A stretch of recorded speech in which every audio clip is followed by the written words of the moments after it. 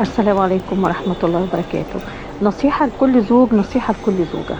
هنتكلم نقول للزوج الأول يا ريت إن أصحابك ما يدخلوش البيت، وتجعل البيت زي كافيه، زي قهوة تقعدوا وتتسامروا فيه وتتكلموا.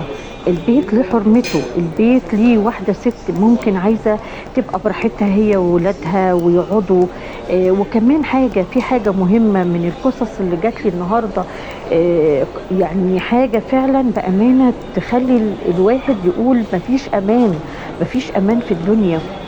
زوج محترم راجل طيب وكان ليه صديق في الشغل بيشتغلوا مع بعض، فكانوا لازم يتقابلوا كل يوم، يوم في الأسبوع علشان خاطر يجمعوا الحاجات اللي اشتغلوا فيها طول الأسبوع والكلام ده يعني.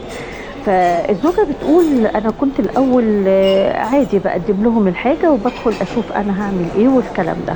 يوم على يوم حست بنظرات صاحب جوزها ليها إنها نظرات مش طبيعية، إن هو بيبص لها بصات مش مظبوطة. طبعا هي ما حبتش إن تقول لجوزها ولا حبت إنها تتكلم عشان ما يكونش وهم هي في دماغها هي حست بيه. بس هي اتصلت وما بقتش تطلع خالص ولا تبان ولا أي حاجة. من جبروت صاحب جوزها ان هو بدأ يسأل جوزها عليها، الله هي المدام مش عايزة تطلع تسلم علينا ولا ايه؟ طبعا ده في منتهى البجاحة ومنتهى قلة الذوق يعني انا مش عارفة اقول ايه. يا جماعة يا ريت ما ندخلش في بيوتنا، لا نقول اصحابي ولا اقول صاحبي ولا اقول الكلام ده. صاحبي وصاحبك ممكن يكونوا بره في كافيه على القهوة زي ما انتم عايزين، زي ما انتم عايزين تقعدوا اقعدوا، لكن ما تفتحش بيتك اللي فيه مراتك وفيه عيالك ان يبقى زي كافيه او قهوة، لا. يا ريت الكلام ده كله ما يحصلش. طبعا الزوجة اللي انا بتكلم عليها ديت هي الحمد لله قدرت انها توقفه عند حده، وقدرت انها تعلمه ان البيوت ليها احترامها، وان البيت اللي دخل فيه الحمد لله فيه راجل محترم وست محترمة وبتتقي الله.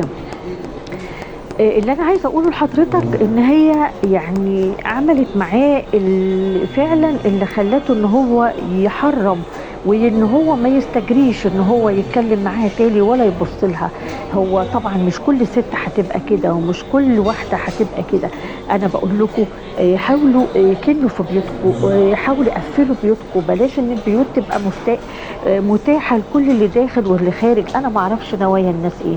وبكلم برضك الزوجه خلي بالك، بلاش صاحبتك داخله وصاحبتك خارجه وصحابي ومش اصحابي والكلام ده. يا جماعه البيت سكينه، البيت هو زوج وزوجه واهل.